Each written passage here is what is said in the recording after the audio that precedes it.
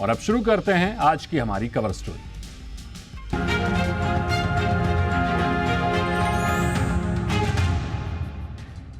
Bhushan power and steel limited case में आज supreme court ने ऐतिहासिक फैसला दिया। सुप्रीम कोर्ट ने अपना पुराना आदेश पलटते हुए जेएसडब्ल्यू स्टील के रेजोल्यूशन प्लान को हरी झंडी दी है।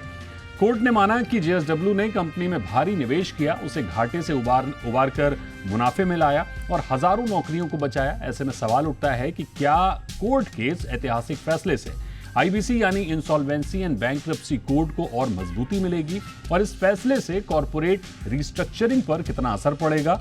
आप ये रिपोर्ट देखिए, उसके बाद एक्सपर्ट्स के साथ करेंगे इस मुद्दे पर गहन चर्चा। आईबीसी को सुप्रीम बूस्टर।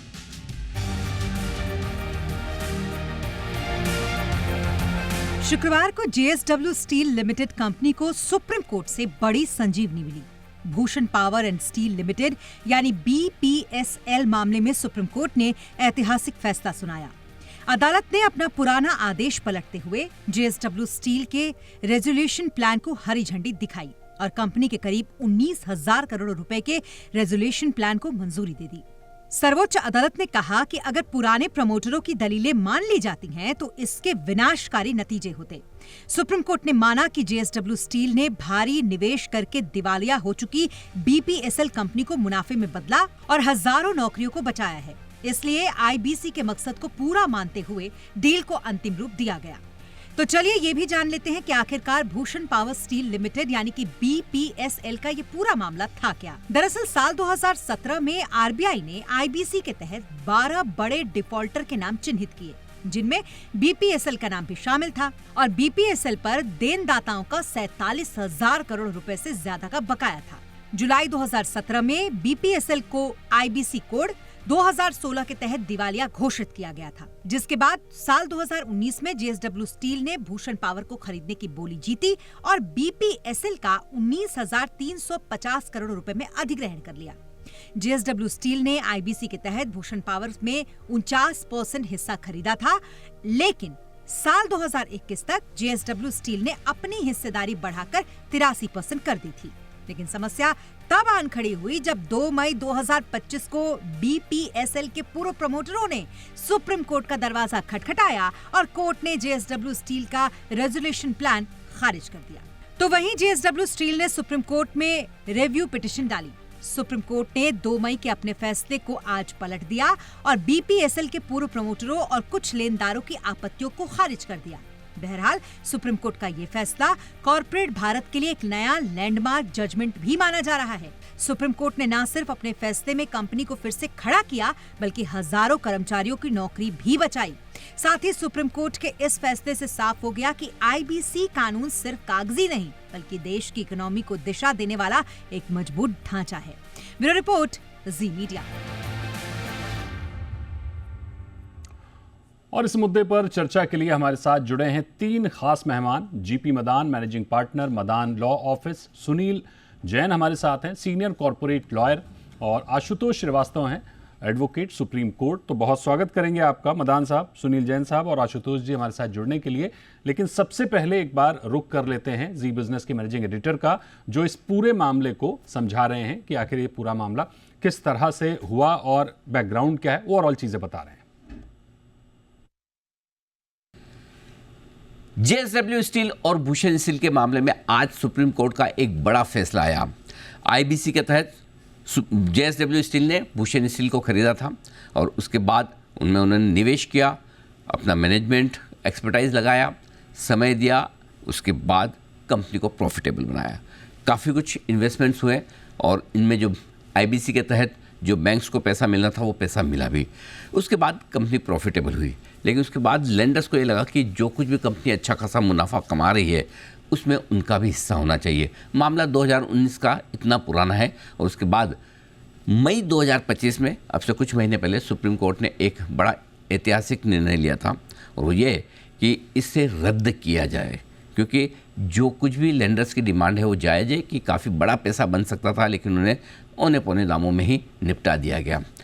अब इस फैसले के खिलाफ जेएसडब्ल्यू स्टील सुप्रीम कोर्ट में फिर से पहुंचा, फिर से सुनवाई की मांग की और कहा कि इसे रिव्यू करना चाहिए, क्योंकि अगर ऐसा हुआ तो आईबीसी के तहत जितने भी एक्विजिशंस वगैरह होते हैं, जितनी भी कंपनियां खरीदी या बेची जाती है, वो हो सकता है कि उन सब पर सवाल उठे और सारे पुराने केस वापस से खुल जाए।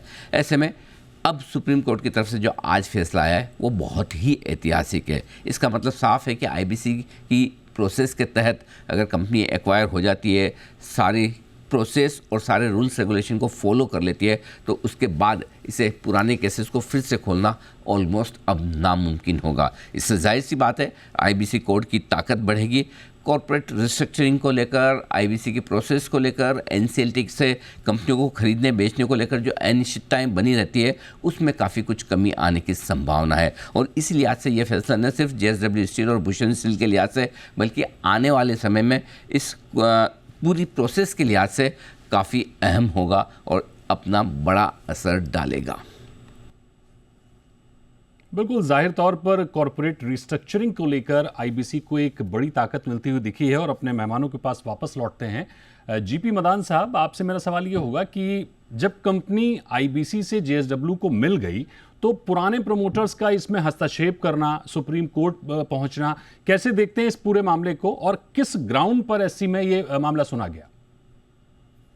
देखिए, इस मामले में सुप्रीम कोर्ट ने बड़ा क्लियरली कहा है आज कि अगर पुराने प्रमोटर्स को इस समय अलाउ किया जाए कि वो अप्रूव्ड रेजोल्यूशन प्लान के ऊपर ऑब्जेक्शंस करें, उस प्लान में जो पैसा डिस्ट्रीब्यूशन होना है, जैसा डिस्ट्रीब्यूशन हुआ है, अगर उसके ऊपर ऑब्जेक्शंस करें, अगर इस समय उनकी कंटेंशन सुनी जाए, तो इससे बड़ा डिजास्टर नहीं हो सकता है। उन्होंने वर्ड डिजास्टर यूज किया सुप्रीम कोर्ट ने कि ये बहुत डिजास्टरस होगा अगर उनकी अपील को इस समय हम सुना जाए। और मोर ओवर सुप्रीम कोर्ट ने ये कहा है कि उन्होंने जितने भी पॉइंट्स उठाए हैं वो सब लॉ पॉइंट्स ऑलरेडी कंसीडर किए जा चुके हैं बाय एनसीएलटी एंड एनक्लेट, और वो कंकरेंट जजमेंट है उन इश्यूज के ऊपर। सिर्फ एक इशू बाकी बचा था, that was with respect to distribution of EBITA, जो इस पूरे केस में डिसाइड किया सुप्रीम कोर्ट ने, और उसके ऊपर सुप्रीम कोर्ट ने खारिज कर दिया कि उनका कोई लोकस नहीं है इस समय इस इशू को रेज करने का।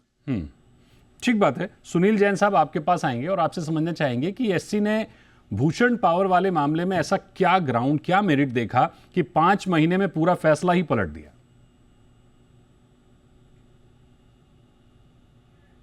जैसे कि ऑलरेडी मेरे से पहले के स्पीकर साहब ने और आपके इंट्रोडक्शन में आ चुका है, ये एक बहुत ही रेयर केस आप पाएंगे। जनरली ये एक एवरीडे फिनोमिनन नहीं है सुप्रीम कोर्ट में कि एक रिव्यू पिटीशन लगाई जाए और सिलसिलेवार तरीके से 2 मई को आया हुआ कोई फैसला पहले उस पर स्टे दिया जाए, रोक लगे और एक रिवाइवल पाथ पर एक बहुत ही डिस्टर्बिंग जजमेंट को लाया जाए। तो निश्चित रूप से आप समझ सकते हैं कि ऐसे किसी केस में मेरिट किस तरफ लोडेड होगी और प्रीपॉन्डरेंस जो है आर्ग्यूमेंट्स की किस तरफ होगी।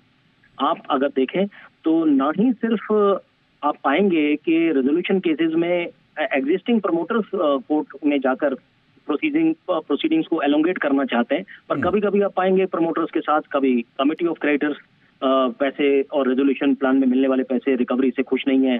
कभी आप पाएंगे कि कॉम्पिटिटर्स जो हैं, जो कॉम्पीट कर रहे हैं एक विनिंग बिड से, और वो लोग प्रोसेस को एलोंगेट करने के लिए कोर्ट चले जाएंगे, और कभी कोई और स्टेक होल्डर सामने आ सकता है।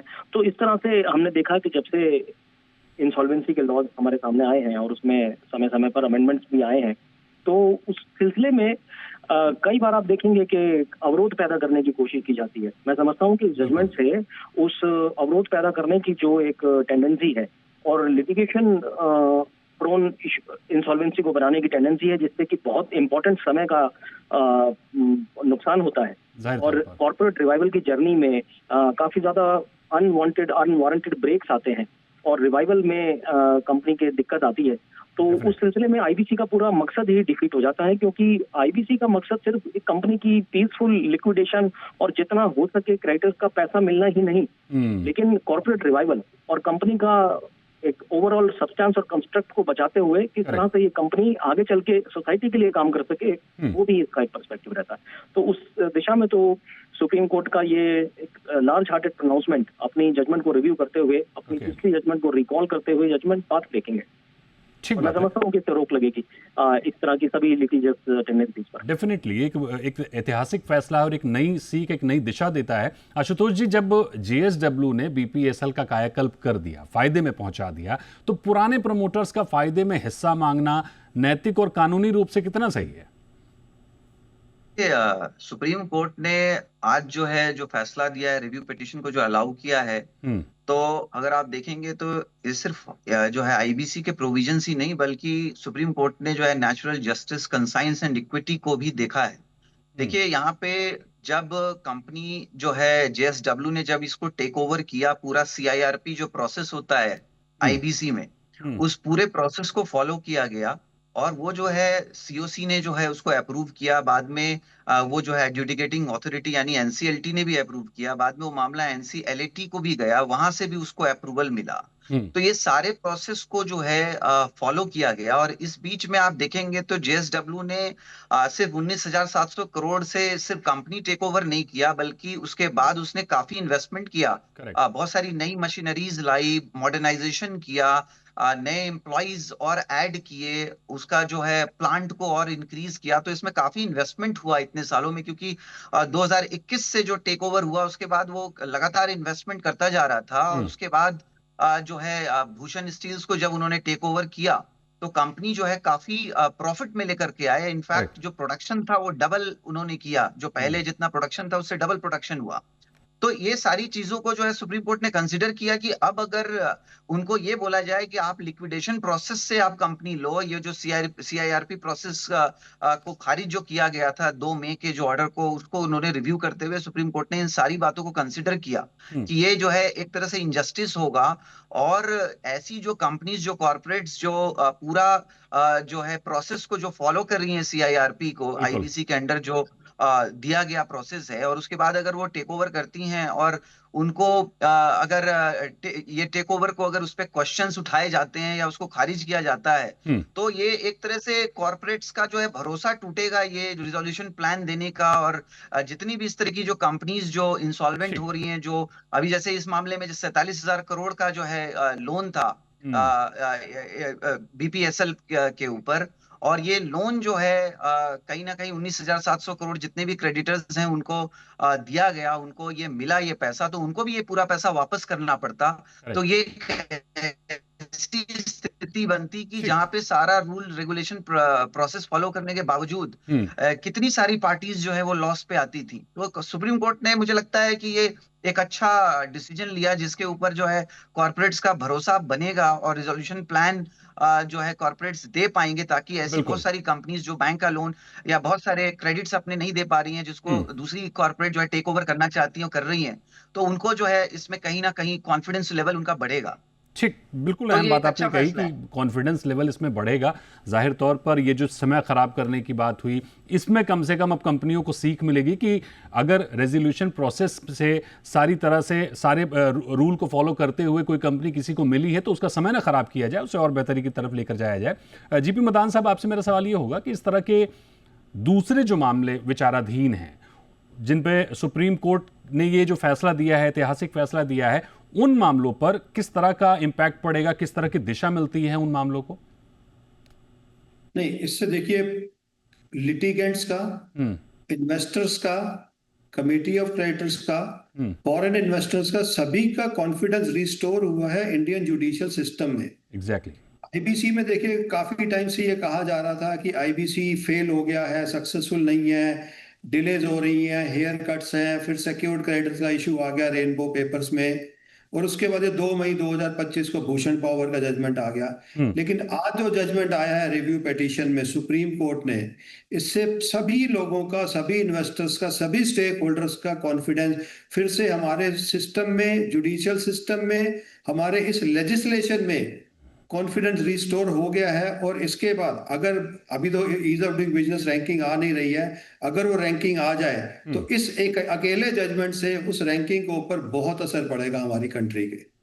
ठीक बात है। सुनील जैन साहब, इसमें इसको एक ऐसे भी समझना चाहेंगे कि सुप्रीम कोर्ट के इस फैसले से आईबीसी को तो मजबूती मिली है, अब दिवालिया प्रक्रिया से जूझ रही कंपनियों से कर्ज वसूली कितनी आसान हो जाएगी बैंकों की?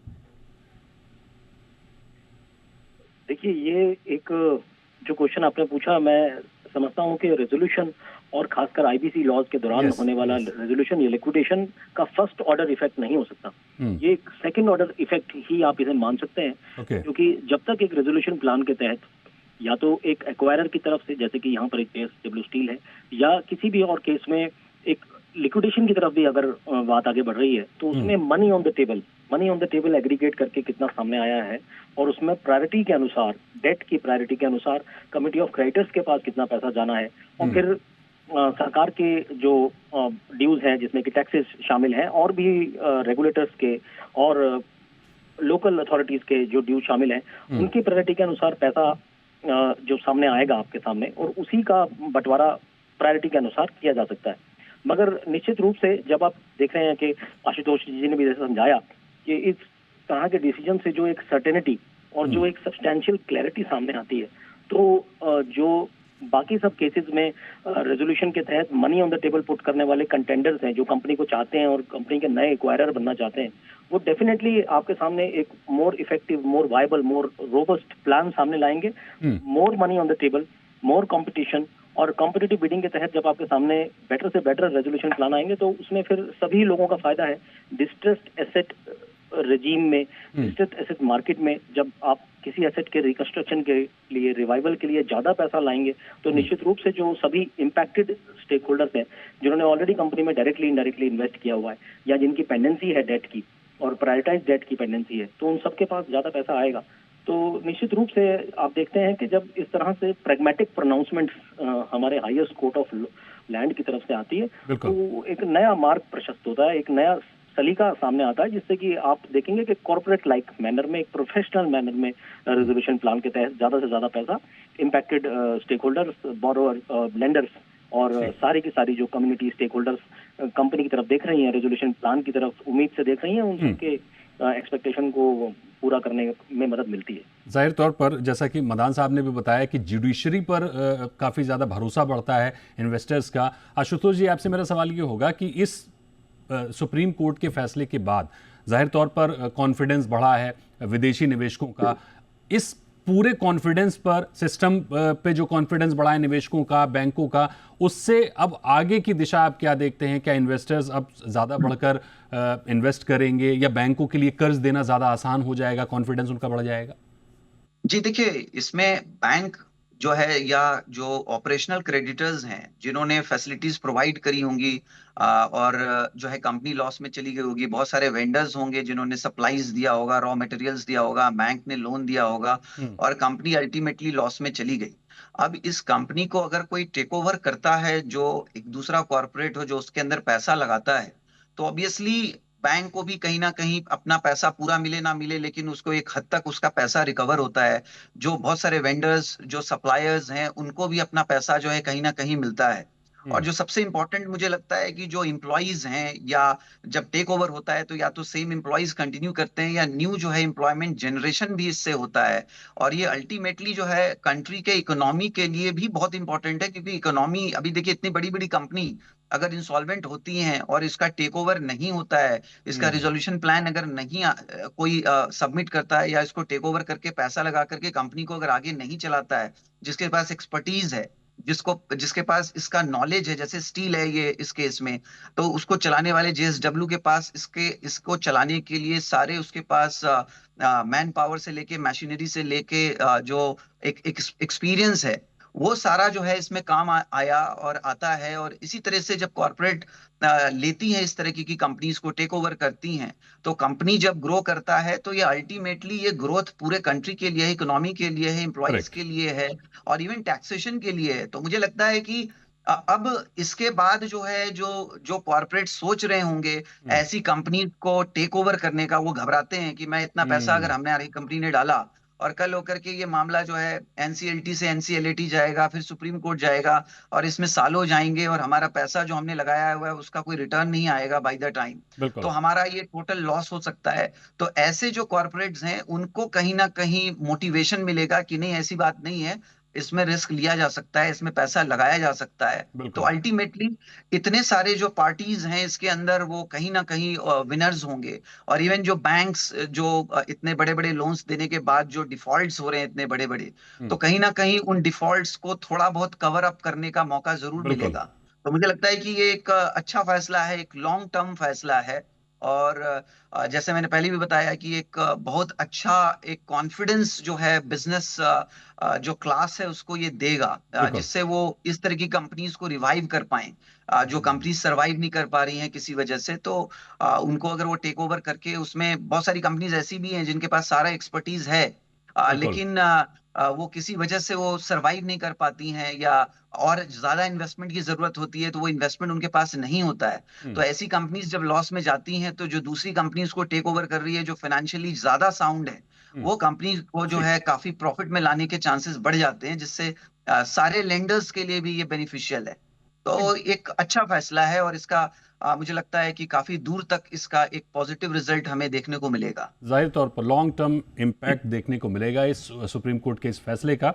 जीपी मदान साहब, एक और इम्पॉर्टेंट सवाल मैं समझना चाहूँगा आपसे।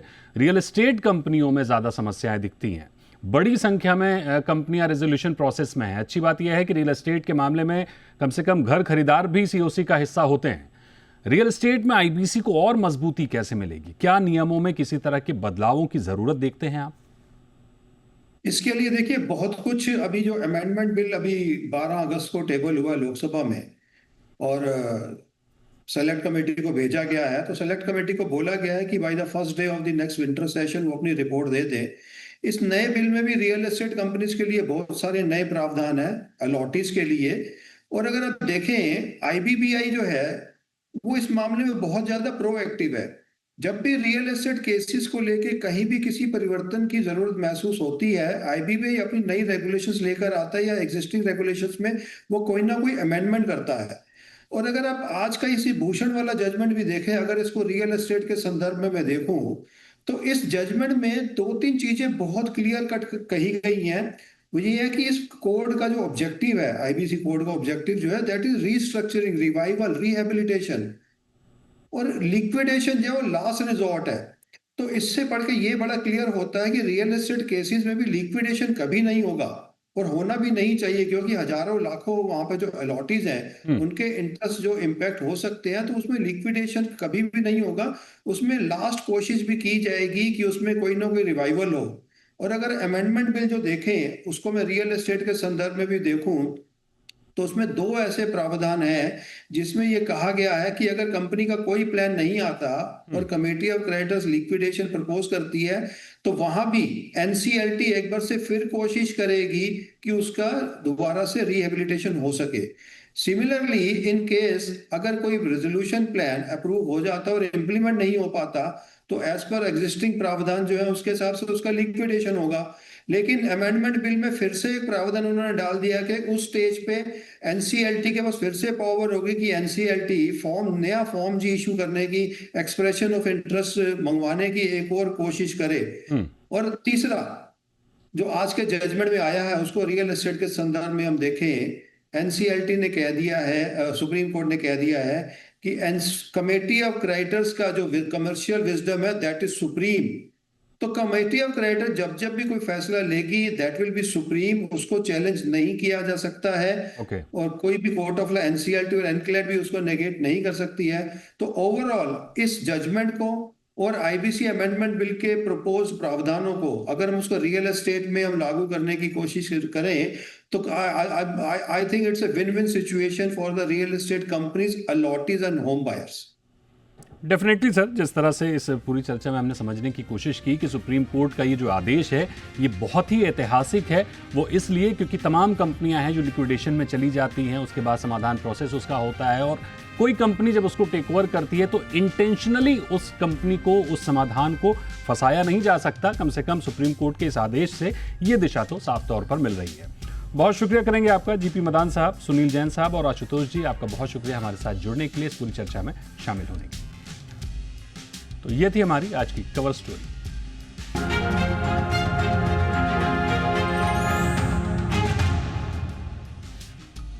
और यहां रुकेंगे एक बहुत ही छोटे से ब्रेक के लिए, जल्द लौटेंगे, आप बने रहिए जी।